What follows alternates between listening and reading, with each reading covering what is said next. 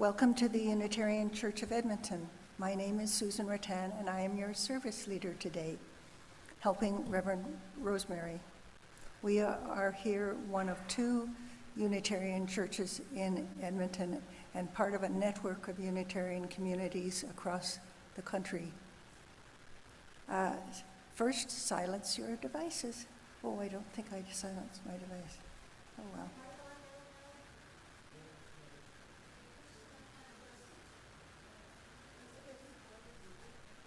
I don't know what they said. They said, do you have your mic on? Do I have my, I certainly sound loud here. Okay. Now we will have an announcement from Reverend Rosemary.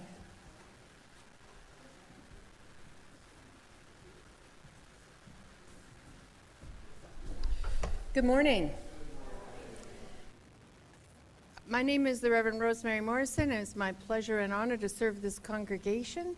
It's so nice to see all of you here this morning and all of you online this morning or in the future. So I'm going to ask you a question, and this was not in the original plan. But as you walked in and there was just the sconces and the chancel light, how did you like that? I personally love it, but I'm wondering what you think. Well, the lights are on me. You're struggling to see me?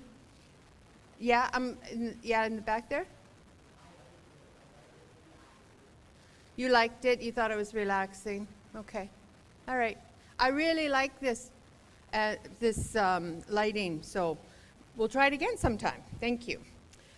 So I have a few announcements. I do not have an announcement. I have a few announcements.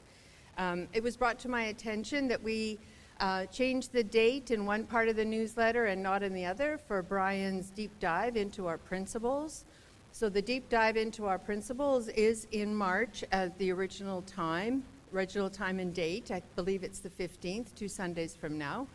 And then the Write Your Elevator speech is in April. So they are not conflicting. And the Write Your Elevator speech is coming up in April. I think it's the 22nd. It's the second or third Sunday in April. Next Sunday is the Potluck Sunday, and Maria asked me to ask you to sign up as setup crew or cleanup crew and to bring your potluck offering as well. So there's sign-up sheets on the back there. So the last Saturday of this month, that is the weekend that our Canvas month is winding up. And I thought it would be fun to bring back the Canvas wind-up dinner. You folks used to call it the friendship dinner. And so there's a team of us that are working towards creating a fun event for everyone the last Saturday of this month. But what we need from you is for you to write out your offerings, because there's going to be an auction, a silent auction and a goods and services auction. And we're going to need you to provide the things that we're going to auction off. There's sheets on the back table for that.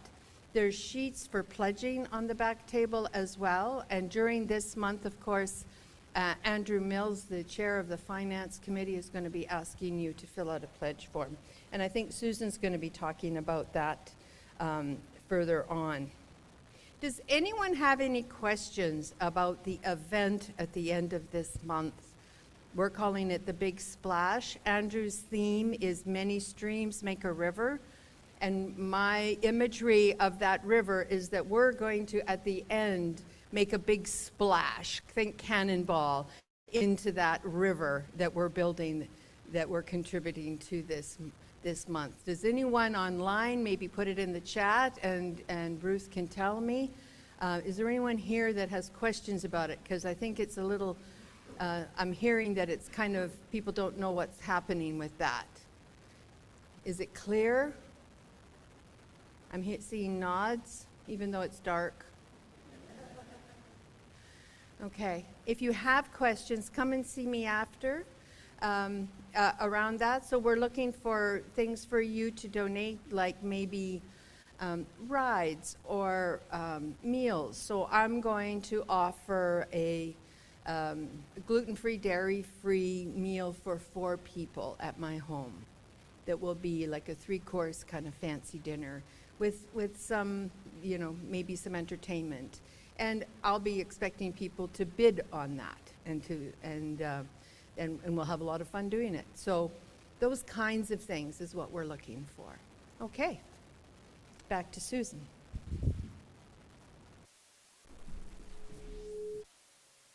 Rosemary. The Unitarian Church of Edmonton is a community of free-thinking, spiritually questing individuals joined in common support and action. This is our great covenant, to dwell together in peace, to seek the truth in love, and to help one another.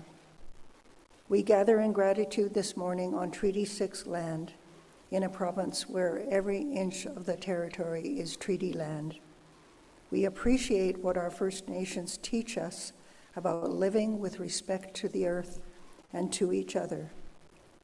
We will now have a prelude.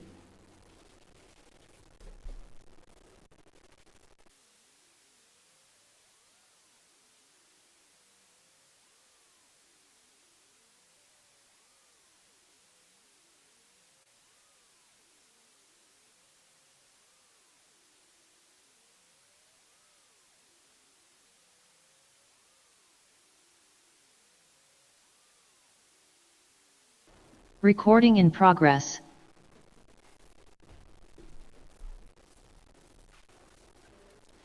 Now we will light our chalice, and I invite Tanya Vandenberg to come do the honors while I read these words. We light this chalice remembering and honoring our own tradition and celebrating the rich diversity of traditions among us. As we search for justice, meaning, and purpose, may we remember that justice, meaning, and purpose live first in deeply listening and learning about one another.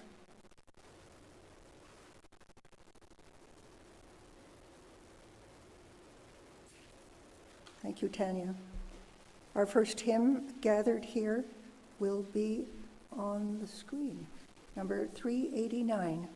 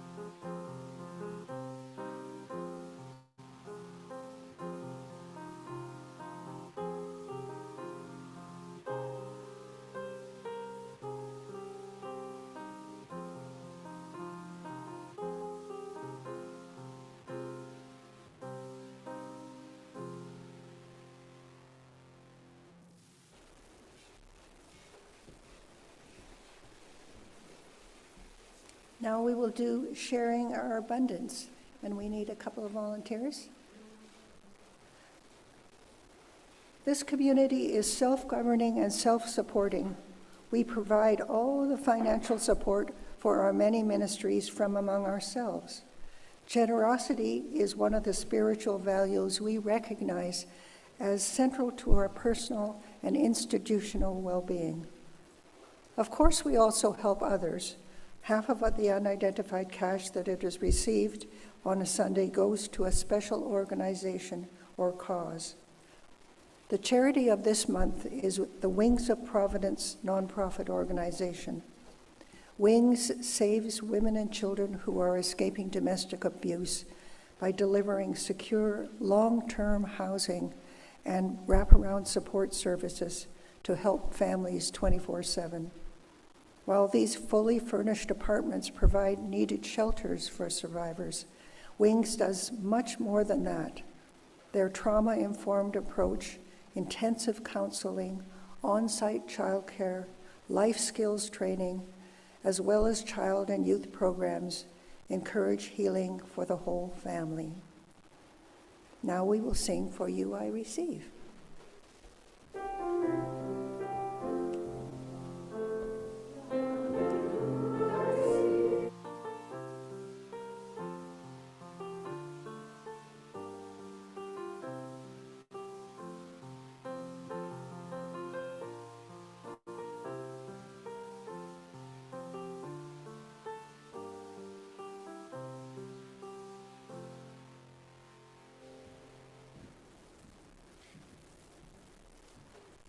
So, as you know, the service leader gets to do our reflection, and this is my reflection.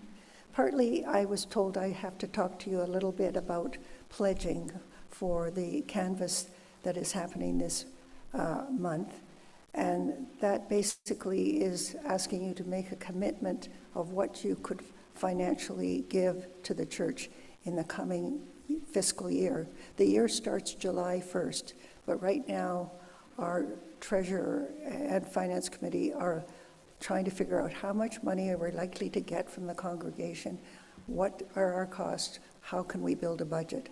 So some of you will already have received the form that we're asking people to fill out. There are copies of it also on that table back there.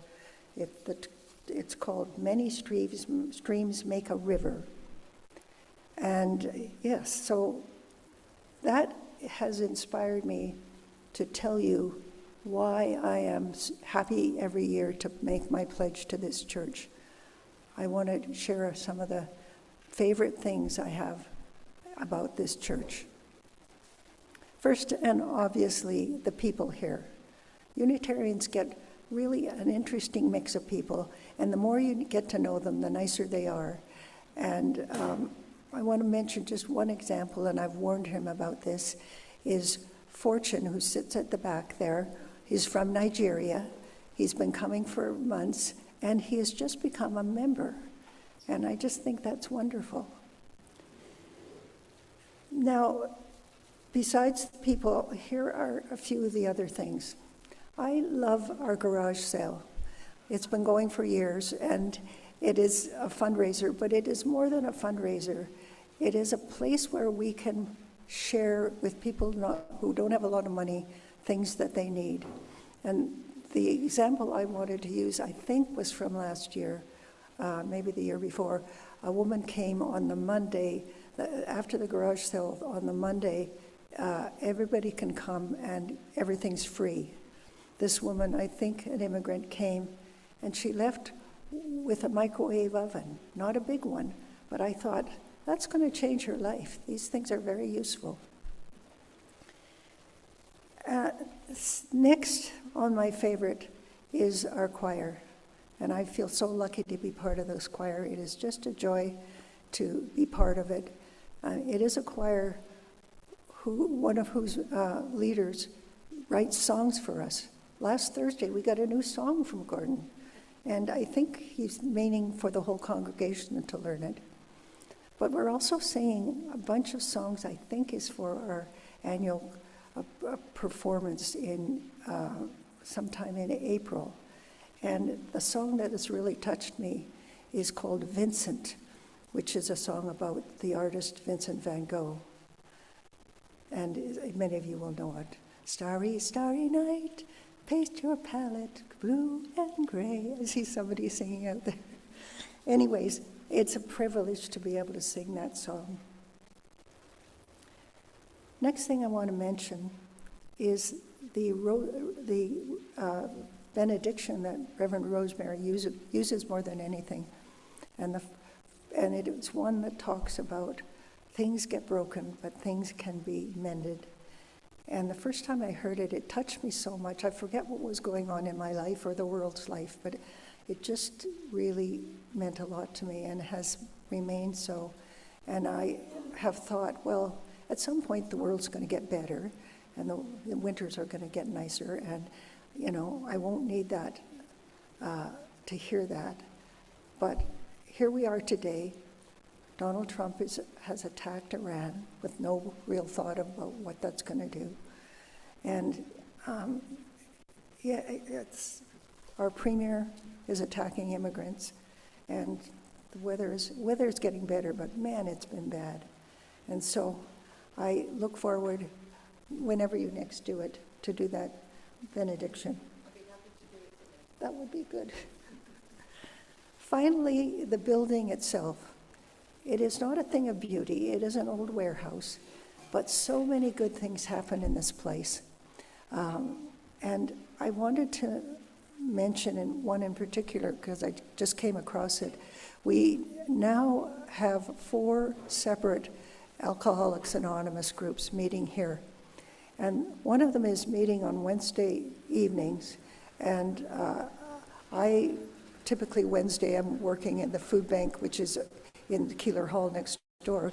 This AA group is using this space, and there's a whole bunch of them organizing and talking to each other, making coffee, and they set up with those long tables, if you know what our long tables are like, a big square right there with chairs so that everybody there is kind of part of the group and talking to each other. And they are having fun, which is not what I picture for AA. But it explains they are getting as many as 35 people to this event. And they're now part of our building, and that makes me happy. For all these reasons, I am happy to make my pledge to this church. Blessed be.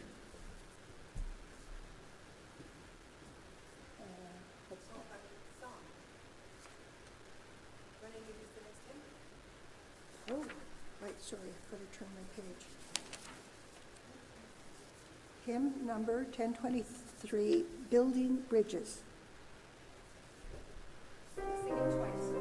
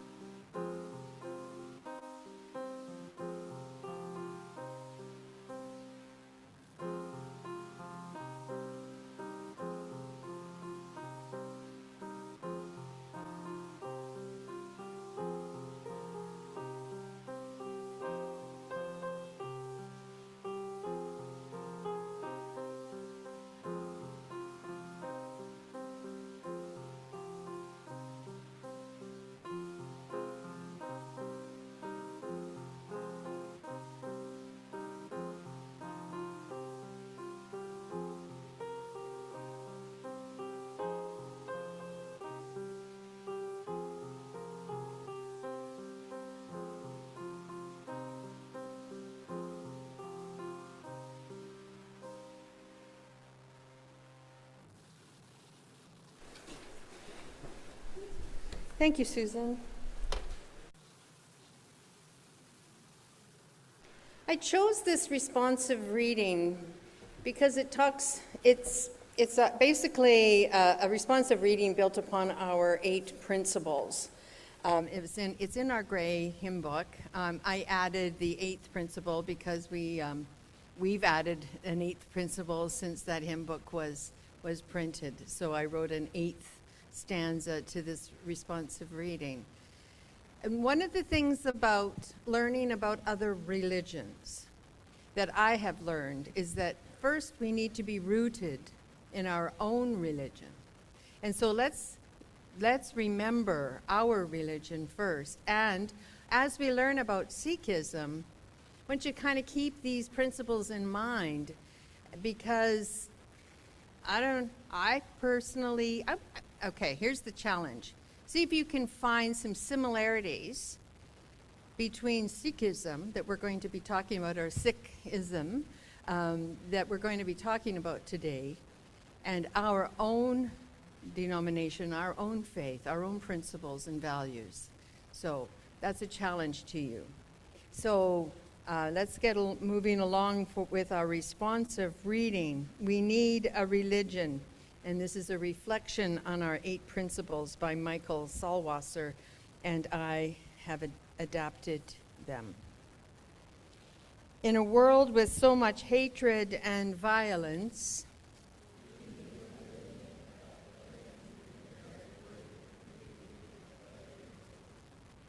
In a world with so much brutality and fear,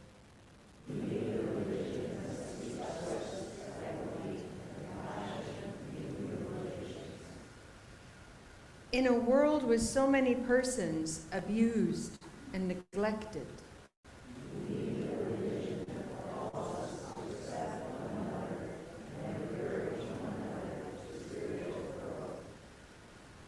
in a world with so much dogmatism and falsehood,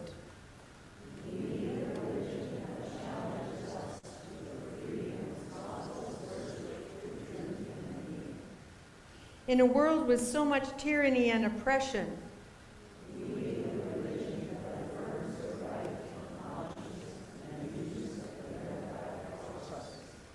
in a world with so much inequity and strife,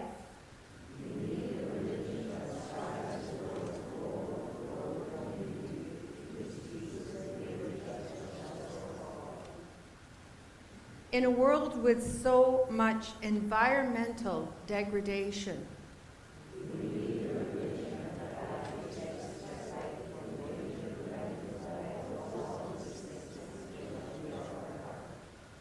in a world with so much uncertainty and despair,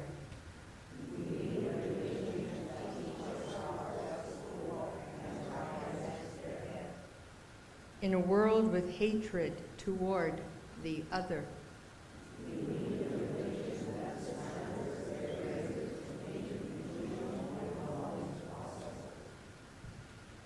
not just possible, I suppose, right? Yes. Not just possible, but we need to bring that into reality. While I'm thinking of it, and before I forget, I'm going to mention that I went to Little India restaurant down in South Edmonton to pick up sweets. So one of the really cool thing about the culinary delights of India is these wonderful, beautiful sweets that are made. And so I picked up enough for all of you to have. They're out there. I'm hoping some of you already had some. If you are gluten-free, there is a little box. They're the same, but they haven't touched the gluten-y ones. And so please go and have some coffee and enjoy the sweets from Little India restaurant. Because I've been talking about, thinking about Sikhism and reading about it all week and last week, I'm finding myself really drawn to places where there is a lot of Sikh people hanging about. And so I went and had their buffet dinner as well. I'm just going to get my little podium here. I forgot to bring it out. And that was fun. And then I discovered that my dentist is also a Sikh person. And so he called himself a Sikh while he was playing, doing the dentist thing. And so I thought, oh, okay. So I asked him, I know that the correct pronunciation is Sikh, and it's with like that kind of at the end, not quite that, really hard to say. But he just called himself a Sikh, and I said, is that okay then to say? And he says, oh yeah. So I'm probably going to go back and forth because I'll forget. Sikhism, a monotheistic and humble religion.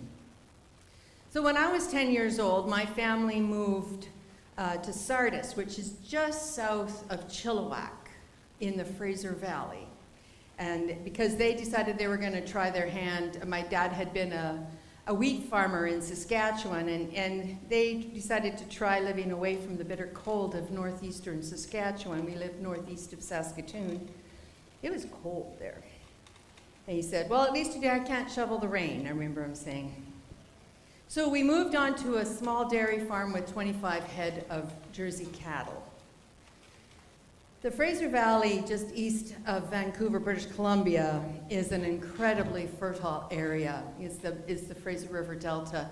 A lot of it was lake, shallow, huge lake where Chilliwack and Abbotsford, and it was always being flooded. It was flooded every year. So, and a lot of our food comes from the Fraser Valley.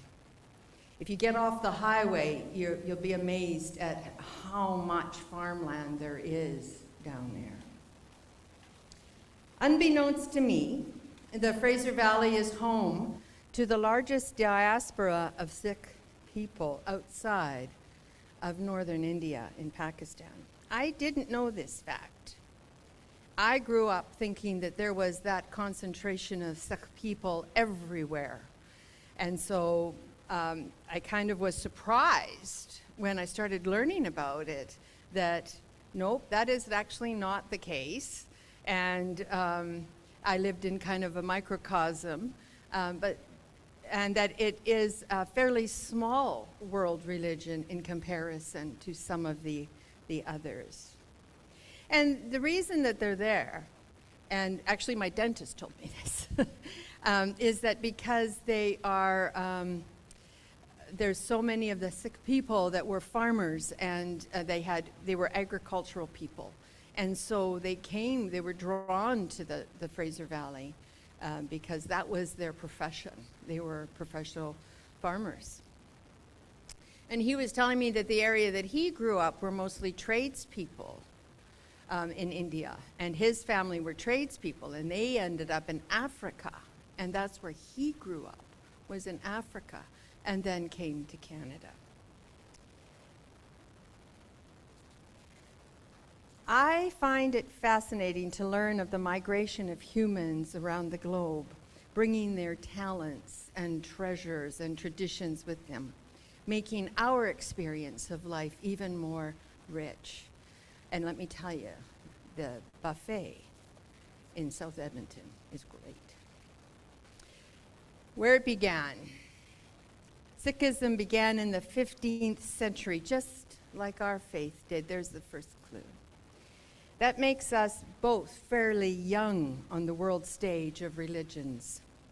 There are about 25 to 30 million Sikhs in the world. And it started in the northern part of the subcontinent of India, in what is now known as Punjab or Pakistan. The founder, Guru Nanak, lived from 1469 to 1549, and he was the faith's first guru. There were 9 other gurus after him. The holy text of Sikhism is called the Guru Granth Sahib, and it is known as the last and the eternal guru, the final teacher. And so it went from person to person to person to person, these esteemed teachers, holy people, and then to the book. And I was telling Gordon before the service, the book is full of what they call shabads, and that's hymns, songs of praise. And that's what you hear in the chants. There'll be three pieces of music that you'll hear today from northern India, and their chants, and they're in praise of their gurus and to life. So the religion is sort of a hybrid of Islam and Hinduism, both with strong representation in India. And as you probably know, there was a caste system in India for about 3,000 years, ending only in 1950. So Guru Nanak saw the unfairness of that caste system, and if you read anything about the caste system, you know how incredibly unfair it was and how devastating it was to the people of India. So he began to teach about equality and kindness, respect and judgment, justice, not judgment, but justice. Are we beginning to see some more similarities between our principles and Sikhism? And these teachings became the backbone of the Sikh religion. These teachings from their first guru, Guru Nanak.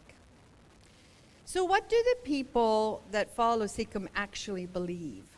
So to find out, I turned to a website called Learn Religions, and an article by Sukhmander Khalsa.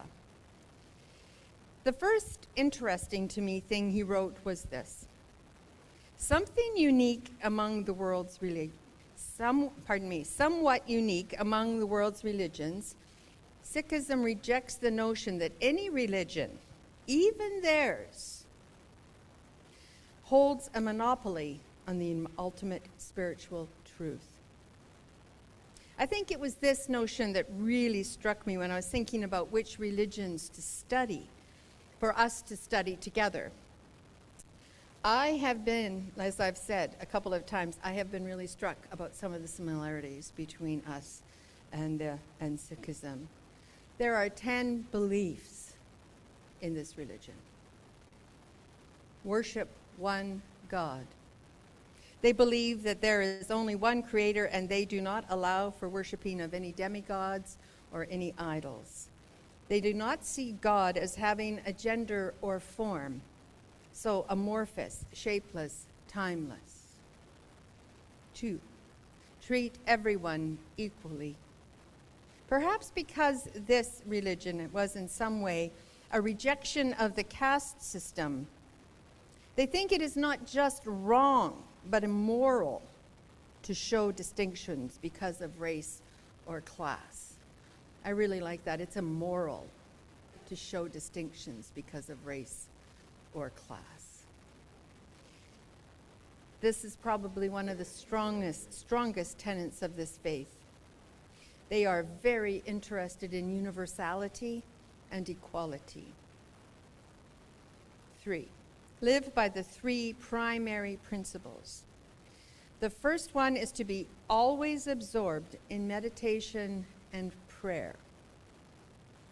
Work hard and make an honorable income, and be generous with your earnings. When I was a teenager and into my 20s, I used to canvass for the Red Cross. And the homes of people that wore turbans were mostly very generous with giving to me. I would, and then I got to know where they lived. Of course, I would go make sure I go, and they always gave generously. Not just them, but Islamic people as well. That's part of their faith. One of their pillars is generosity. And we'll be talking about Islam in May. 4, avoid the 5 sins of ego. These 5 sins sound familiar, I think. Pride, lust, greed, anger, and attachment. The addition of attachment I found quite interesting, and it makes me wonder about if there's any Buddhist influence into this religion as well. I mean, all religions, all faiths are a mishmash. And so Christianity, Catholicism, Judaism, everything is a mishmash. Paganism, everything is like, oh, you think this, we think this. I wonder if we can figure out something to do together, or think of a way of doing things in a way that we both can agree. So it is important to Sikh people to reduce the ego through prayer and meditation to prevent behaviors that come out as what they consider to be those sins. Number 5. This one surprised me. Another mishmash, perhaps. Become baptized. Baptism is critical to practicing Sikhism.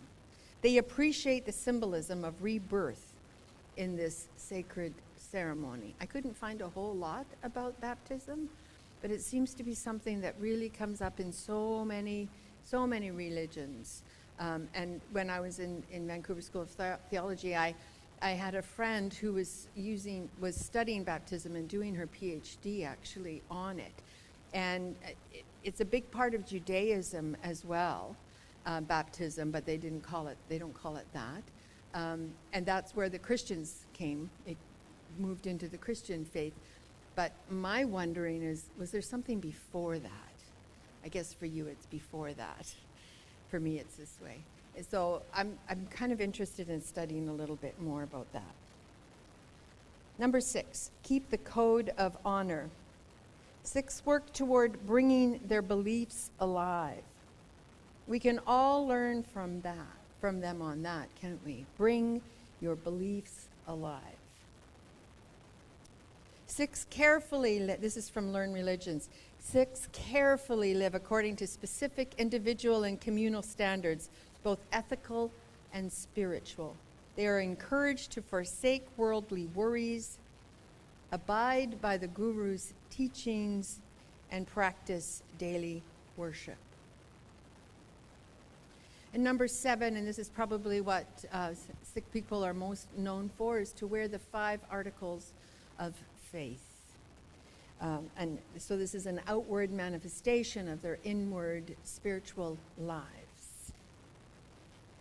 So Sikh people wear these to remind them of their dedication to their faith. And the first one is to wear a specific style of garment, undergarment, for modesty and for health. We see that in other religions as well, wearing different pieces of clothing that reminds them of their faith. Mormons wear a particular style of underwear as well, undergarments. A wooden comb is to be worn in the hair or the turban as a symbol of cleanliness.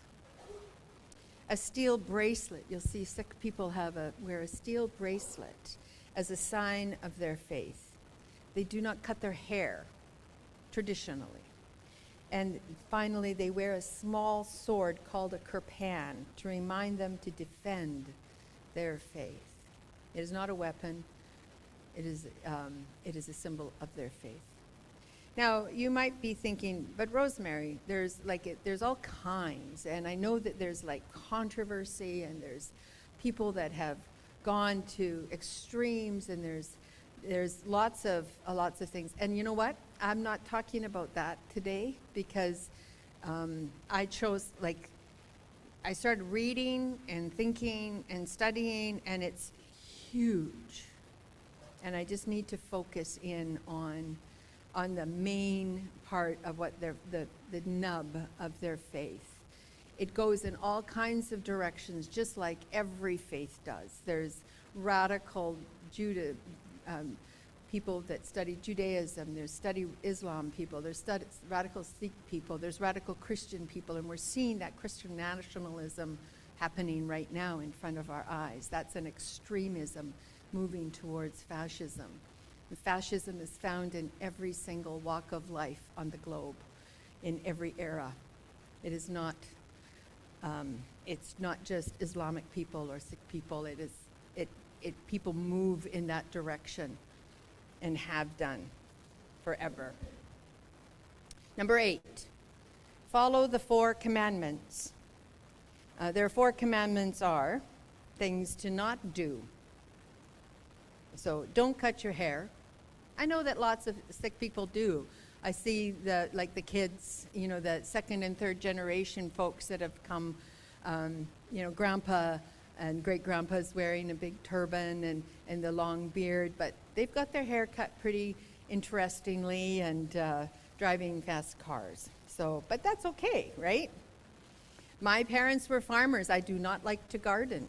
Like this is normal, right? My kids like to garden, but when you study immigration, you find that the first generation after immigration, they don't want to have anything to do with the religion or the occupation of their parents. I do not want to garden. My parents were farmers. My children love gardening and farming. Anyway, so, an aside. So don't cut your hair. Don't use drugs, alcohol, or tobacco. So anything that's going to harm your body, like that. Don't eat sacrificial meat. And don't commit adultery. Some of these things are pretty good rules for life. It would be interesting to understand all the thinking that went into these 4 prohibitions. I'm sure there's a lot of good stories there, just like any set of bylaws or policies or procedures that you can find in any organization. There usually a policy is written because something bad happened, right? And so it's like, oh, I wonder what happened that this organization has this policy. Lots of good stories So number 9, recite the daily 5 daily prayers. I really respect the devotion Sikhs have to their religion. It's really more of a lifestyle. So there are 5 daily prayers to be recited each day. 3 morning prayers, an evening prayer, and a bedtime prayer.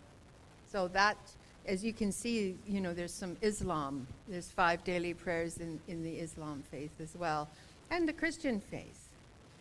If you go to an abbey or a monastery, there's the 5 calls to prayer. So number 10, take part in what they called fellowship. It's an old-fashioned word. Sikhs believe that it is very important to cook together and eat together. I couldn't agree more. Building a strong community through the preparation and consumption of delicious food is incredibly healthy and connecting. There is so much we can learn from this religion, isn't there? Be kind, be respectful, be supportive, be present in your community, regularly share in cooking and then eating delicious food in community. Treat everyone equally. It is so important not to discriminate. In this religion, it's so important not to discriminate anyone. And this is born out of the caste system that was so harmful.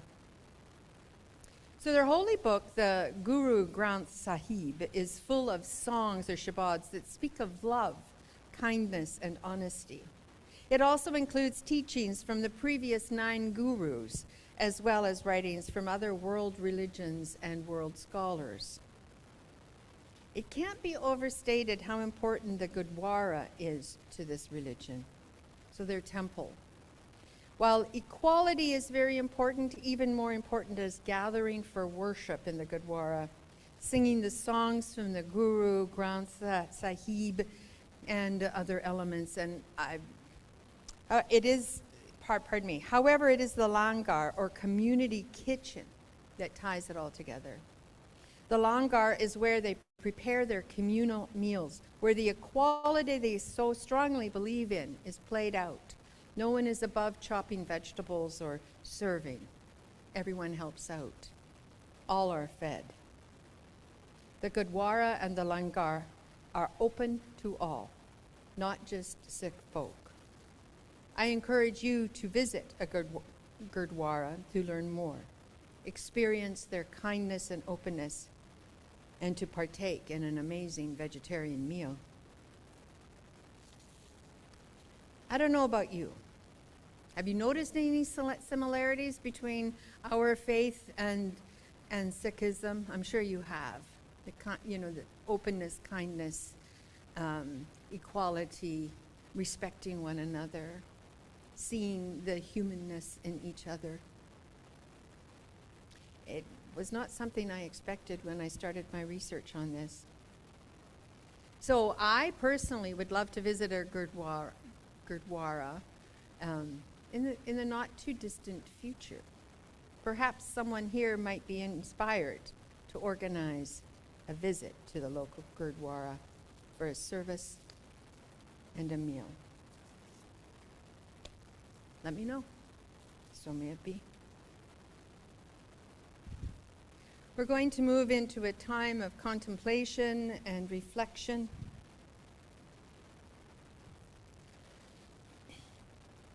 And this time of reflection is going to be, we're going to have a time of centering, and then a bit of silence, and then some music from Nanak, Paar, Nanak. It's a cover by, I can't say her name, I'm sorry. But her last name is Kaur, K-A-U-R, which is the surname of many, many folk. It's one name I didn't practice, darn. Okay, let's take a couple of deep breaths. Remind ourselves who we are, and what we believe in. ground ourselves into our own faith, knowing how important it is to us.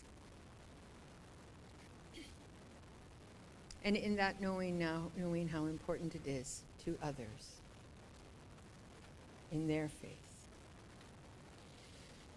I invite you, if you wish, to place your feet squarely on the floor. Follow your breath as it enters your body, feeds your cells life-giving oxygen, and then you release that which you no longer need.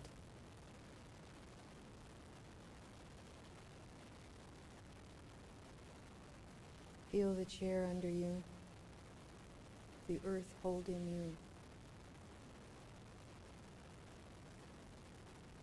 Feel the love in this room supporting you.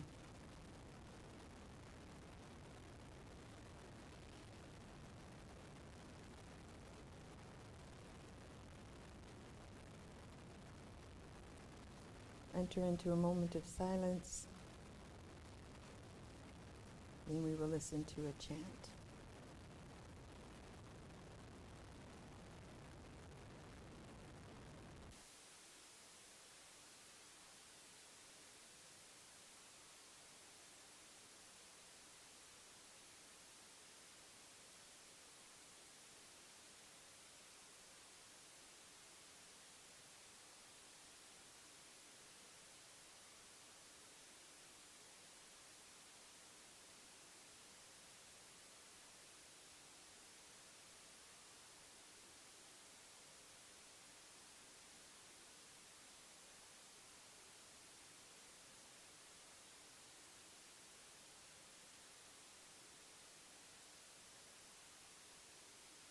Recording in progress. Thank you. As we continue the time of quiet reflection, I invite you to light candles of joy or concern, whatever is stirring in your hearts, things that are happening in your lives. I invite you to light a candle to represent a physical manifestation of those loves, losses in our lives.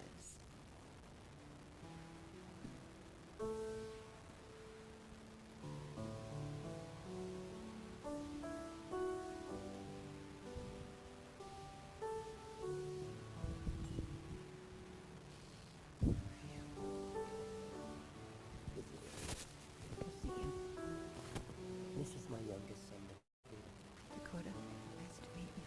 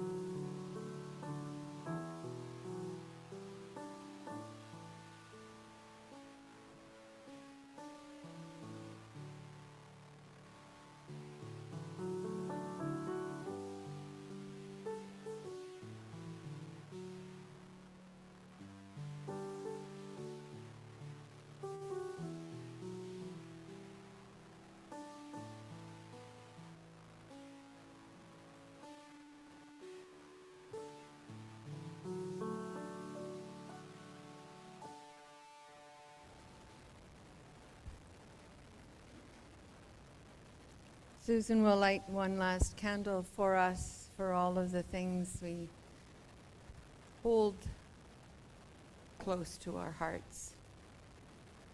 Not quite ready to reveal. Maybe next time.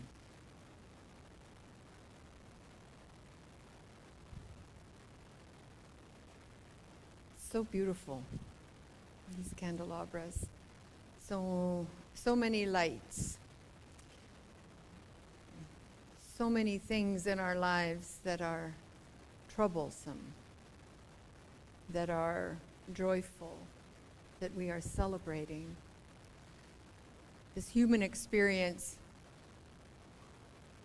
it's complex and difficult and wonderful. And being in community makes it so much richer. So thank you for being here. We'll end our service with our last hymn, 1008, When Our Heart is in a Holy Place. Please rise as you are willing and able and sing 1008, Our Heart is in a Holy Place.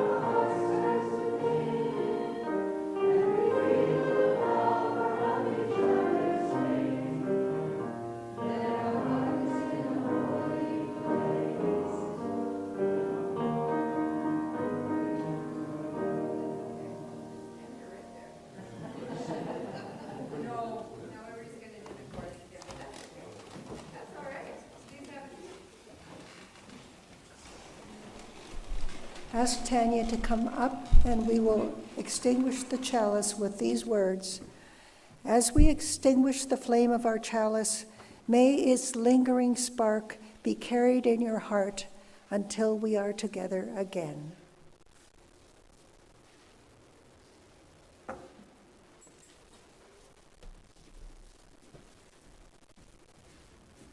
Before I offer words of benediction, and I guess I've only got one to choose from this morning. Thank you for that. I'd like to thank everyone that is here this morning, either in person or online. It is such a pleasure and an honor to be with you all. I'd like to thank those that contributed to this service, that contribute week after week after week. There's Zoom people and tech people and people that set up the sanctuary and people that provide the music and people that provide some more words that aren't mine so that it's more interesting. I implore you to go and eat some of the sweets. I'm not keen on taking them home. So please help yourself generously to them and have another cup of coffee and visit with one another. And And there are forms in the back called the Big Splash. Grab one, take it home, think about what you'd like to contribute for our goods and services auction. I'm looking forward to it, and I think it's going to be a lot of fun.